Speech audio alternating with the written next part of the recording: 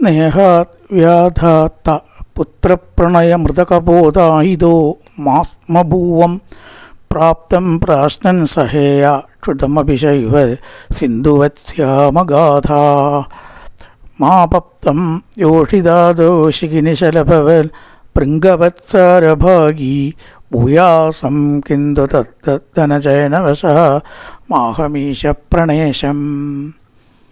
നമസ്കാരം. സനാതനധർമ്മ സംഹിതകളിലെ വിജ്ഞാനശകലങ്ങൾ പങ്കുവയ്ക്കാനായുള്ള നാദശ്രീ ചാനൽ സബ്സ്ക്രൈബ് ചെയ്യുന്നതോടൊപ്പം ലൈക്ക് ബട്ടൺ കൂടി അമർത്തി സഹകരിക്കണമെന്ന് വിനീതമായി അഭ്യർത്ഥിക്കുന്നു. പ്രഭാത കേളിയിലേക്ക് എല്ലാവർക്കും സ്വാഗതം.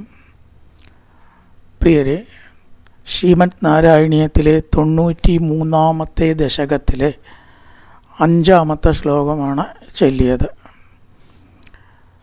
അതിൽ ഭഗവാൻ ഉദ്ധവന് പ്രപഞ്ചത്തിലത്തെ സർവകാര്യങ്ങളിൽ നിന്നും ആത്മതത്വം പഠിക്കാൻ കഴിവുള്ളവർക്ക് പഠിക്കാം, അങ്ങനെ ഒരു 24 ഉദാഹരണം പറഞ്ഞു കൊടുത്തു.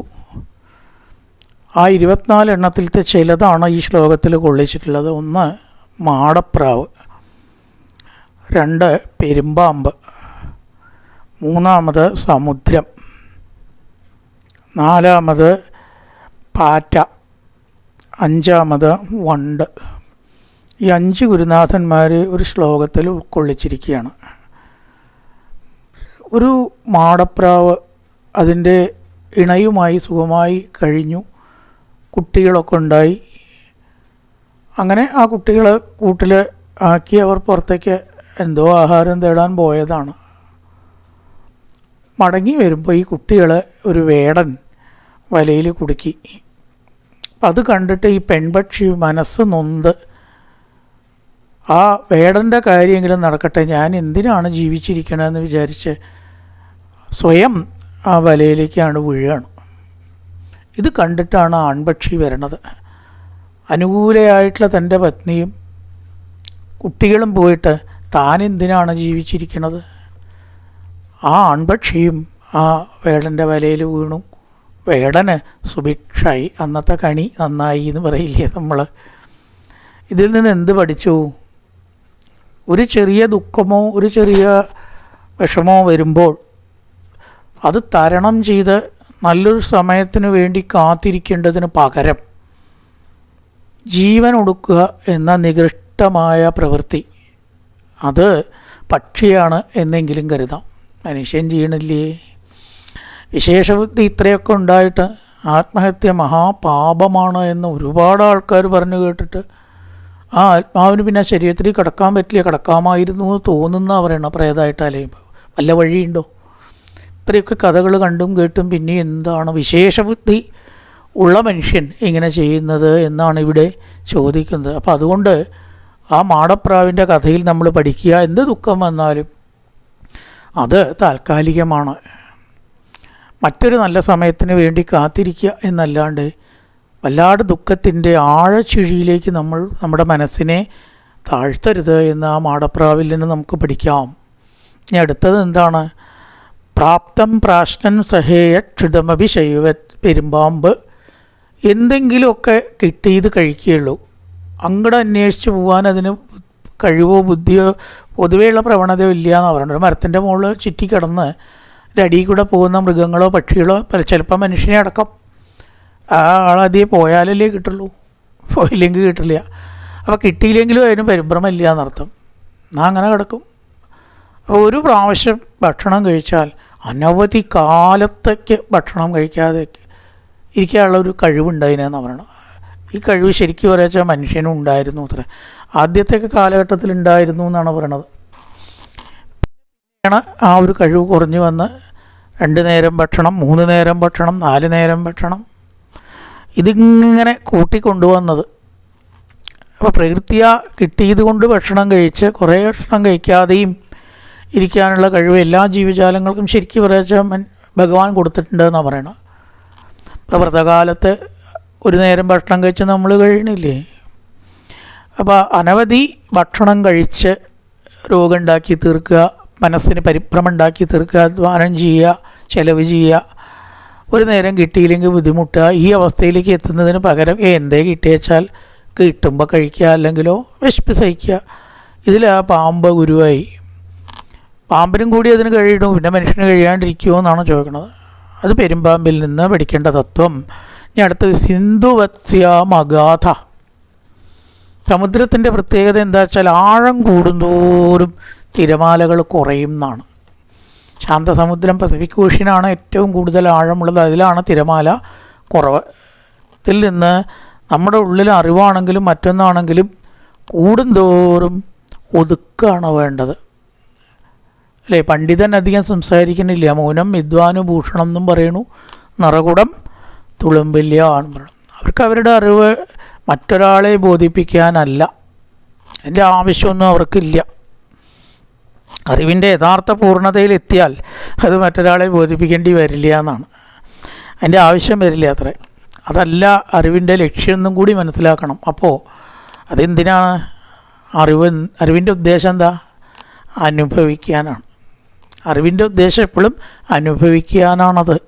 ശരിക്കുള്ള അറിവ് അനുഭവിക്കാനുള്ളതാണ്. It is not for sharing. Share ചെയ്തുകൊണ്ടൊന്നും സംഭവിക്കാൻ പോകുന്നില്ല, അതിൻ്റെ ഗുണമൊന്നുമില്ല. അങ്ങനെ ഉള്ളൊരു സന്ദർഭം വന്നാൽ പങ്കുവയ്ക്കാം, അത്രയേ ഉള്ളൂ. യഥാർത്ഥത്തിൽ അത് അനുഭവിക്കാനുള്ളതാണ് എന്ന ബോധം ഉണ്ടാവും യഥാർത്ഥ അറിവുള്ളവർക്ക്, അത്രയേ ഉള്ളൂ. പിന്നെയോ അടുത്തത് പാറ്റ, ഈയാമ്പാറ്റ. തീയിൽ ചാടി അതെന്തോ ഒരു വസ്തുവാണെന്ന് തെറ്റിദ്ധരിച്ച് അതിൽ മരിക്കണു. ഇതുപോലെ സ്വർണം, ധനം, സ്ത്രീകൾ ഈ വിഷയത്തിൽ വീണ് അനവധി ആളുകൾ എത്ര ആപത്തിൽ നിന്നും മാനഭംഗം മുതലായ കാര്യങ്ങളിലും പോയിട്ട് പെടുന്നു. അപ്പോൾ ഈ വക വസ്തുക്കളിലൊക്കെ അത്യാഗ്രഹം ഉണ്ടാവരുത് എന്ന് പാറ്റയെ കണ്ടുപിടിക്കാൻ, അല്ലേ? കണ്ണുകൊണ്ട് TV കണ്ടിട്ട് എത്ര നേരമാണ് കളയണം. അതുകൊണ്ട് പരസ്യങ്ങൾ കൊടുത്ത സാധനങ്ങൾ വാങ്ങിയിട്ട് കാശ് കളയണു, വിലപ്പെട്ട സമയം അതിനു വേണ്ടി കളയണു. സമയത്ത് നടക്കണില്ല വീട്ടിൽ പലതും. ഭക്ഷണത്തിൻ്റെ സമയത്ത് ഭക്ഷണം, ഈശ്വരപ്രാർത്ഥനയുടെ സമയത്ത് ഈശ്വരപ്രാർത്ഥന, അതിഥി കയറി വന്നാൽ ബഹുമാനിക്കേണ്ടത് ചെയ്യുന്നില്ല. ദേഷ്യം മുതലായിട്ടത് വരുന്നു, അതിന് തടസ്സം നേരിടുന്നു. അതിനൊക്കെ സിനിമ TV കാണുന്നതുകൊണ്ട് ഒരുപാട് കുഴപ്പമുണ്ട്, പാകത്തിന് കുഴപ്പമില്ല. എപ്പോൾ വേണമെങ്കിലും അത് ഓഫാക്കാൻ നമ്മൾ തയ്യാറാവണം. അങ്ങനെ കണ്ടാൽ കുഴപ്പമൊന്നുമില്ല. കുറച്ച് നേരം കണ്ടു, എപ്പോൾ വേണമെങ്കിലും ബ്രേക്ക് ചെയ്യാനുള്ള മനോഭാവം നമുക്കുണ്ട്. ഒരാൾ വന്നാൽ അപ്പോൾ ഓഫ് ചെയ്യണം, അത് അതിഥ്യ മര്യാദയാണ്. അപ്പോൾ ആ ഒരു അടിമപ്പെട്ട് പാറ്റ അഗ്നിയിൽ നശിക്കുന്നത് പോലെ കണ്ണിനടിമപ്പെട്ടത്, കണ്ണിനുകൊണ്ടാണ് പാറ്റ നശിക്കണം, അതേപോലെ ആവരുത് എന്ന് പാറ്റയിൽ നിന്ന് പഠിച്ചു. ഭൃംഗവത്സാരഭാഗി. വണ്ടിൽ നിന്ന് പഠിക്കേണ്ടത് എല്ലാ പുഷ്പങ്ങളിൽ നിന്നും തേനെടുക്കുക, ആ സാരമായിട്ടുള്ളത് മാത്രം എടുക്കുക. അതുപോലെ പുരാണങ്ങളോ ശാസ്ത്രങ്ങളോ നമുക്ക് വേണ്ടത് എടുക്കാനും തള്ളേണ്ടത് തള്ളാനും കൊള്ളേണ്ടത് കൊള്ളാനും സാധിക്കണം. അത് അതിൻ്റേതായിട്ടുള്ള വിധത്തിൽ സാരമായിട്ടുള്ളതാണ് സ്വീകരിക്കേണ്ടത്. അതിനുള്ള കഴിവ് നമുക്കില്ലെങ്കിൽ ചിലപ്പോൾ ചില അബദ്ധങ്ങളൊക്കെ വന്നു എന്ന് വരും. പരശുരാമൻ അമ്മയെ കൊന്നു എന്നാണ് കഥയിൽ പറയണം. കഥ അങ്ങനെ പോവുക. നമ്മൾ അമ്മയെ കൊന്നാലോ? അവിടെ എന്തിനാണ് കഥ അങ്ങനെ കൊടുന്നത്? അതും കൂടി നോക്കണം എന്നർത്ഥം. അച്ഛൻ പറഞ്ഞു അമ്മയെ കൊല്ലാൻ. കൊന്നതിന് മുമ്പ് തന്നെ രാമൻ അതിനുള്ള പരിഹാരം കണ്ടു. അതാരും അറിയണില്ല, കഥയിൽ കേൾക്കണില്ല. എന്താ പരിഹാരം കണ്ട്? ഞാൻ ചോദിച്ച വരം തരണം എന്ന് പറഞ്ഞു. ഓ, നീ അമ്മയെ കൊന്നാൽ നീ ചോദിച്ച വരം ഞാൻ തരാം. യമദഗ്നി പറഞ്ഞു, എന്നാൽ ഞാൻ കൊല്ലാം. ആ അമ്മയെ കൊന്നിട്ട് എന്താ വരം വേണ്ട വെച്ചപ്പോൾ പറഞ്ഞത് എന്താ അറിയോ? അമ്മ ജീവിക്കണമെന്ന്. ഞാൻ കൊന്നതായിട്ടുള്ള ഓർമ്മ പോലും ഉണ്ടാവുകരുത്. ആദ്യം തന്നെ മുൻകൂർ ജാമ്യം എടുത്തു വെച്ചിട്ടാണ് പരശുരാമൻ എന്ത് ചെയ്തത്? അമ്മയെ കൊന്നത്. നമുക്ക് അമ്മയെ കൊന്നാൽ ജീവിപ്പിക്കാൻ പറ്റുമോ? എന്നാൽ കൊന്നോളൂ, അച്ഛൻ പറഞ്ഞത് കേൾക്കാനാണ് എന്ന ന്യായേണ അമ്മയെ കൊല്ലാം. പക്ഷേ അമ്മയെ ജീവിപ്പിച്ചിട്ടുണ്ട് രാമൻ, അത് കാണണം. അപ്പോൾ സാരം, ആ പുരാണത്തിൻ്റെ സാരം, ആ രാമൻ്റെ മഹത്വം അറിയാനാണ് കഥ അങ്ങനെ കൊണ്ടുപോയത്. അല്ലാതെ അമ്മയെ കൊല്ലണ രാമനെ കാണാനല്ല കഥ, കൊന്ന് ജീവിപ്പിച്ച രാമനെ കാണാനാ കഥ. വ്യത്യാസമില്ലേ? കൊന്ന രാമനെയും കൊന്ന് ജീവിപ്പിച്ച രാമനും ഒന്നാണോ? അപ്പോൾ ആ രാമൻ്റെ ദിവ്യശക്തി നമുക്ക് ബോധ്യമാവാനാ കഥ. അങ്ങനെ എടുക്കുക, സാരം എന്താണ് എന്ന് കണ്ടെത്തി ആ കഥ സ്വീകരിക്കണം. എടുക്കേണ്ടത് എടുക്കാനും തള്ളേണ്ടത് തള്ളാനും അറിയണം. അത് വണ്ടിൽ നിന്ന് പഠിച്ചു. വണ്ടില്ലാറ്റ് തേന് മാത്രം സ്വീകരിക്കുന്നു. അതിന് വേണ്ടത് എടുക്കും, അത് കഴിഞ്ഞാൽ അവിടുന്ന് പോവും, അത്രയേ ഉള്ളൂ. ഇതേപോലെ തന്നെ ഒരു ബന്ധം ഒരു പൂവായിട്ടില്ല താനും. ഇനി വേറൊന്നും കൂടി ഉള്ളത്, തദ്വത് ധനചയന വശാത്ത്. ഈ തേനിലുള്ള ആസക്തി നിമിത്തം വണ്ടിന് പറ്റേണ്ട ഒരു അപകടം, വണ്ടിൽ നിന്ന് പഠിക്കേണ്ടാത്തൊരു തത്വം, എടുക്കേണ്ടാത്ത സ്വീകരിക്കേണ്ടാത്തൊരു തത്വം നമുക്ക് പറഞ്ഞു തരികയാണ്. സ്വീകരിക്കേണ്ട തത്വം എന്താണ്? സാരം മാത്രം എടുക്കുക. വണ്ടിൽ നിന്ന് നമ്മൾ അനുകരിക്കാത്ത തത്വമുണ്ട്, അനുകരിക്കാൻ പാടില്ലാത്ത തത്വം. രണ്ടും ഒരു പ്ലസ്സും ഒരു മൈനസും ഉണ്ട്. മൈനസ് എന്താണ്? വണ്ട് ഈ താമരയുടെ ഉള്ളിൽ ഈ തേനിൻ്റെ ആസക്തി മതിയാവാതെ അങ്ങനെ ഇരുന്നാൽ വൈകുന്നേരം ഈ താമര കൂടിയിട്ട് അതിൻ്റെ ഉള്ളിൽ പെട്ട് ചത്തുപോലുണ്ട് ചിലപ്പോൾ ഒക്കെ എന്നാണ്. അപ്പം അത് ആ തേനിനുള്ള ആസക്തി തനിക്ക് വേണ്ടത് കിട്ടിയാൽ പറന്നു പോയാൽ പോരെ? രാത്രിയെ താമര കൂടുള്ളൂ, പകൽ കൂടില്ലല്ലോ. ആ രാത്രി ആയതുപോലും അറിയാണ്ട് ഈ തേന് കിട്ടിയത് മതിയാവാതെ ഇങ്ങനെ ഇരിക്കുക. ഇതെന്താണ്? നാവിനോടുള്ള അത്യാസക്തി. നാവ് മാത്രമല്ല, ധനം മുതലായിട്ടുള്ള സംഗതികൾ, പ്രപഞ്ചാസക്തി വളരെയധികം കൂടിയിട്ട് ദേശങ്ങളോ കാലങ്ങളോ പരിസ്ഥിതികളോ ഒക്കെ മറന്ന് അല്പം നേട്ടത്തിന് വേണ്ടി അതിലടിമപ്പെട്ട് ഒന്നും അറിയാതെ മനുഷ്യൻ തൻ്റെ എല്ലാം കളയണു. മദ്യാസക്തി എന്നെടുക്കാം. ആൾക്കാർ തന്നെ പറ്റി എന്ത് വിചാരിക്കുന്നു പോലും നിശ്ചയില്ലാതെ ചിലർ കഴിക്കുക. ഇത്ര നല്ല യോഗ്യന്മാരുണ്ട് അതിനടിമപ്പെട്ടവർ. അപ്പോൾ ഒന്നിനും അടിമപ്പെട്ട് അകപ്പെടരുത്, ആ താമരയ്ക്കുള്ളിൽ അകപ്പെടരുത്. അതേപോലെ സുഗന്ധത്തിന് ഭ്രമിച്ചിട്ട് വണ്ട് എന്ത് ചെയ്യത്രേ? കൈതപ്പൂവിൻ്റെ അടുത്ത് പോയിട്ട് അതിൻ്റെ ചിറകുണ്ടല്ലോ, അത് ഈ മുള്ള്, കൈതപ്പൂവിന് മുള്ളുണ്ടല്ലോ, ആ മുള്ളിലാണ് കുടുങ്ങിയിട്ടും പിറക്കാൻ പറ്റാണ്ട് മരിക്കലും ഉണ്ട്. ഇതൊക്കെ അത്യാസക്തിയാണ് കാണിക്കുന്നത്. അപകടം ഇരിക്കുന്നത് കാണാതെ സുഗന്ധമായാലും മറ്റായാലും ഇന്ദ്രിയങ്ങളായാലും ധനമായാലും അത്യാസക്തി പാടില്ല എന്ന് വണ്ട് പഠിപ്പിച്ചു. അപ്പോൾ സ്നേഹം കൊണ്ട് ഈ കുട്ടി മരിച്ചിട്ടുള്ള മാടപ്രാവ് സ്വയം മരിച്ചു.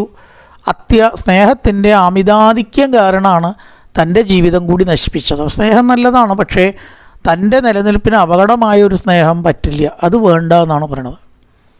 ആ സ്നേഹം ഇവിടെ ഒരു വിപത്തായിട്ട് തീർന്നു. എപ്പോഴും സ്നേഹം നല്ലതാവണമെന്നില്ല. സ്നേഹമാണ് അഖിലസാരം മൂഴിയിൽ എന്നൊക്കെ സ്നേഹത്തിനെ പറ്റി കൊലത് പറഞ്ഞിട്ടുണ്ടെങ്കിലും ഭാഗവതം പറയണത് എന്താ വെച്ചാൽ ആത്മാവിനെയാണ് അധികം സ്നേഹിക്കേണ്ടത്. ആ സ്നേഹത്തിന് വിരോധമായ വിധത്തിൽ പ്രപഞ്ചത്തിൽ ഒന്നിനെയും സ്നേഹിക്കരുത് എന്നാണ്. കേട്ടിലും ഒരു നിയന്ത്രണവും പരിധി വെച്ചിട്ടേ സ്നേഹിക്കാവൂ. ഉള്ളപ്പോൾ സ്നേഹിച്ചോളൂ, വിട്ടുപോയാൽ ദുഃഖിക്കരുത് എന്ന് പറഞ്ഞുകൊണ്ടുള്ള സ്നേഹമേ പാടൂ. മാടപ്രാവിനെ പോലെ ആവരുത്, പെരുമ്പാമ്പിനെ പോലെ കിട്ടിയതുകൊണ്ട് തൃപ്തിപ്പെടുക, അവനവൻ്റെ വരുമാനത്തിനനുസരിച്ച് ജീവിക്കുക. അല്ലാണ്ട് നമ്മൾ 30,000 സമ്പാദിക്കണം വെച്ചാൽ 60,000-കാരൻ ജീവിക്കണ പോലെ നമ്മൾ ജീവിക്കാൻ ശ്രമിക്കരുത്. 30,000-കാരനെ പോലെ ജീവിക്കാവൂ. അത് പാമ്പ് കിട്ടിയതുകൊണ്ട് സന്തോഷിക്കണു, കണ്ണിനെ അധികം അടിമപ്പെടരുത് എന്ന് ആ പാറ്റ കാണിച്ചു തന്നു. അതുപോലെ തന്നെ അത്യാസക്തി കാരണം വണ്ട് കൈതമുള്ളിലോ താമരയ്ക്കുള്ളിലോ കുടുങ്ങുന്നത് പോലെ ഒന്നിലും അത്യാസക്തി പാടില്ല എന്ന് വണ്ടിൽ നിന്ന് പഠിച്ചു. സ്വീകരിക്കേണ്ട ഒരു തത്വം ആവട്ടെ സാരം മാത്രം സ്വീകരിക്കണം എന്നും വണ്ട് പറഞ്ഞു തന്നു. ഒരു പ്ലസ്സും ഒരു മൈനസും ഉണ്ട്. ഇതാണ് മാടപ്രാവ്, പഴമ്പാമ്പ്, പാറ്റ, വണ്ട് എന്നീ 4 ഗുരുനാഥന്മാരിൽ നിന്ന് പഠിച്ച തത്വം എന്ന് ഭഗവാൻ ഉദ്ധവന് പറഞ്ഞു കൊടുക്കുകയാണ്.